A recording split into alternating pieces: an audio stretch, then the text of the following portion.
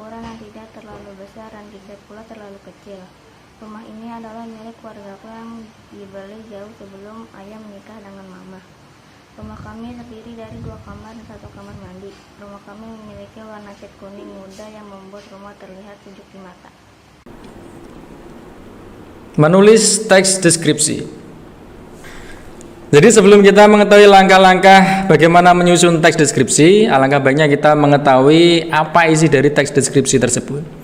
Jadi teks deskripsi itu menceritakan atau mendeskripsikan tentang bisa ciri-ciri objek seperti orangnya, kemudian bendanya, ciri-ciri objek yang lain, sifat dan lain sebagainya. Jadi itu kita harus paham terlebih dahulu.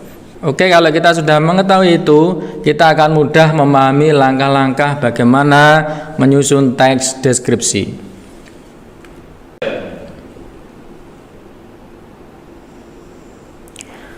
Berikut ini langkah-langkah menyusun teks deskripsi. Yang pertama, kita menentukan tema. Kemudian yang kedua, kita menentukan tujuannya. Yang ketiga, kita menyusun kerangka karangan. Yang keempat, kita mencari informasi tambahan. Kemudian yang kelima, kita mengembangkan tulisan kita. Dan yang terakhir, kita menetapkan judul. Nah, judul ini opsional ya, bisa di akhir dan bisa di awal, tergantung penulis enaknya di mana. Nah, kita bahas satu persatu mulai dari tema. Tema merupakan suatu gagasan pokok atau ide pikiran tentang suatu hal. Jadi apa yang kita deskripsikan pasti memiliki tema. Apapun karangannya, apapun jenis tulisannya, apapun karyanya, karya tulisnya pasti memiliki tema. Apa yang menjadi dasar karangan atau tulisan itu dasarnya apa? Membahas tentang apa? Itu adalah tema karangan. Pasti semua tulisan memiliki tema. Setelah tema ditentukan, kita menentukan tujuan. Tujuan penulisan berkaitan dengan orang yang akan membaca atau mendengar teks yang ditulis. Pilihan kata yang akan digunakan juga berkaitan dengan tujuan penulisan teks deskripsi.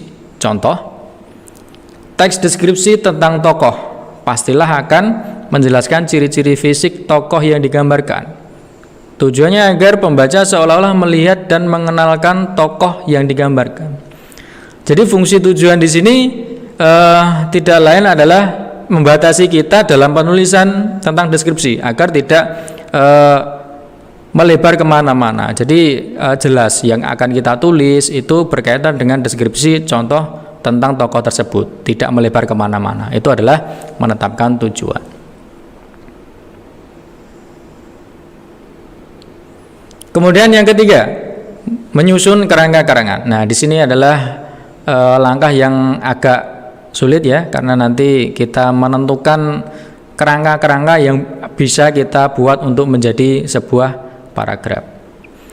Kerangka tulisan juga disebut juga dengan peta konsep atau peta pikiran dari rangkaian deskripsi dari objek yang diceritakan atau digambarkan. Fungsi kerangka tulisan itu yang pertama memudahkan penulisan agar sistematis. Jadi biar kita menyusunnya urut. Contoh ya, kalau kita membicarakan tentang seseorang atau tokoh, maka kan yang pertama pasti identitasnya. Nah, kemudian bisa ditambahkan latar belakangnya, kemudian apa prestasinya dan lain sebagainya. Jadi bisa urut dari awal. Kemudian yang kedua, mencegah penulisan keluar dari tema. Nah, ini fungsi dari kerangka yang kedua. Yang ketiga, mempermudah dalam mencari informasi. Yang keempat, membantu dalam pengembangan tulisan. Jadi kalau kita memiliki banyak kerangka, itu akan membantu kita mengembangkan tulisan. Contoh ya, kita akan mendeskripsikan tentang tokoh. Nah, nanti bisa kita membuat kerangka. Yang pertama adalah identitasnya. Yang kedua tentang keluarganya. Yang ketiga tentang prestasinya. Yang keempat tentang sifat-sifatnya dan lain sebagainya. Nah, dari kerangka-kerangka itu akan membuat kita mudah dalam mengembangkan karangan nanti atau teks deskripsi kita nanti. Itu adalah fungsi dari kerangka tulisan yang keempat. Nah, di sini saya tampilkan contoh kita membuat kerangka tulisan. Judul, inilah kakakku. Berarti teks deskripsi ini nanti akan membahas tentang kakak, ya, temanya tentang kakak, ya. Nah, saya membuat kerangka di sini ada 1, 2, 3, 4, 5 kerangka. Ya, spesifikasi kakakku. Kemudian yang kedua, bentuk wajahnya bagaimana. Kemudian kepribadian kakakku, kesukaan kakakku, dan yang terakhir hobiku. Mungkin bisa kalian tambahkan ya tentang kakak. Mungkin kalian bisa mendeskripsikan kakak itu yang menarik bagian apa? Ya, mungkin bisa tambahkan kalian kebiasaan joroknya. Nah, nggak apa-apa. Nah, itu adalah contoh bagaimana membuat kerangka. Kemudian dari kerangka ini saya buat menjadi paragraf. Saya kembangkan menjadi paragraf. Nah, contohnya seperti ini. Inilah kakakku. Aku mempunyai kakak namanya Risna Wahyuni. Biasa dipanggil Risna. Dia lahir di Pekanbaru tanggal 14 September 1992. Dia baru saja tamat S1 jurusan psikologi di Universitas Abdurra Pekanbaru. Dia berkulit coklat. Tubuhnya tinggi dan langsing. Dia mempunyai rambut yang panjang, wajahnya lonjong, dan dia mempunyai pipi yang cabi. Matanya indah, walaupun hidungnya tidak mancung. Dia tetap terlihat manis. Nah, yang pertama itu adalah identitasnya. Kemudian yang kedua tentang fisiknya, ya kan, tentang bentuk wajahnya. Kemudian lanjut paragraf yang ketiga tentang sifatnya. Dia gadis yang periang, humoris dan ramah. Semua orang suka kepadanya sampai akhir, ya. Nah, kemudian dilanjut dengan kerangka yang selanjutnya tentang kesukaannya. Dia menyukai warna ungu. Semua yang berwarna ungu dia dikoleksi oleh dia, seperti baju, tas, jaket, dan lain sebagainya. Dia suka berpakaian casual dan rapi, tapi tidak ketinggalan dengan warna ungunya. Nah, kemudian yang terakhir, dia memiliki hobi yang unik, yakni memelihara hewan reptil. Meski di luar kebiasaan hobi seorang perempuan, namun kakakku tetap enjoy dengan hobinya. Nah, itu.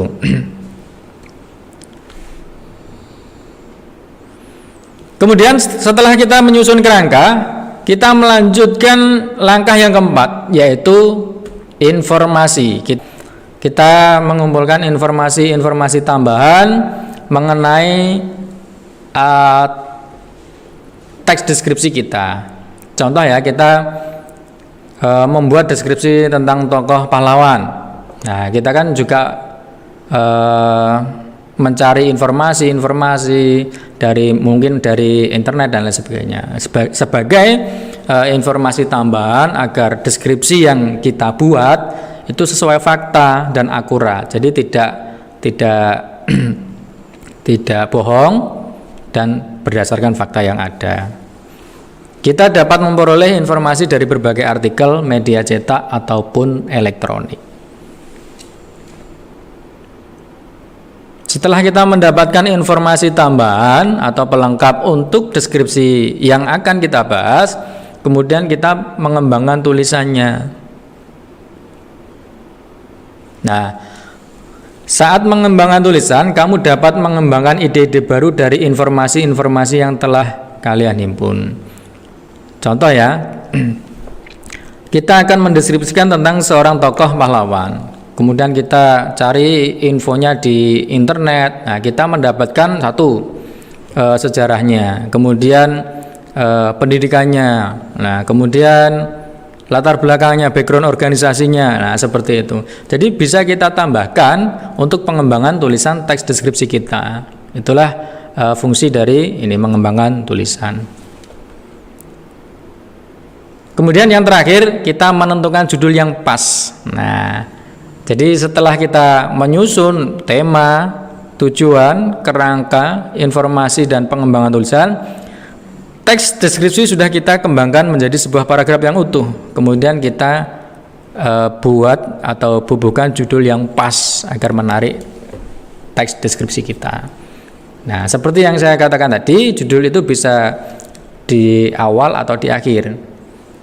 Jadi itu tinggal si penulis enaknya di mana? Kalau saya itu biasanya di akhir. Karena apa? Nanti biasanya dari menulis teks deskripsi atau teks yang lain itu biasanya muncul ide-ide untuk membuat judul yang menarik agar seorang pembaca atau penikmat tulisan kita itu tertarik dengan teks judul yang saya buat, seperti itu.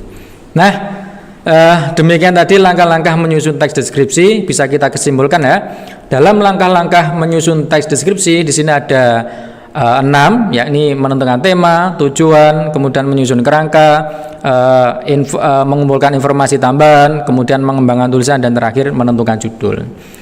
Semoga bermanfaat ulasan kita tentang teks deskripsi materi Bahasa Indonesia kelas 7 ini. Selamat berjumpa kembali di video pembelajaran selanjutnya. Assalamualaikum warahmatullahi wabarakatuh.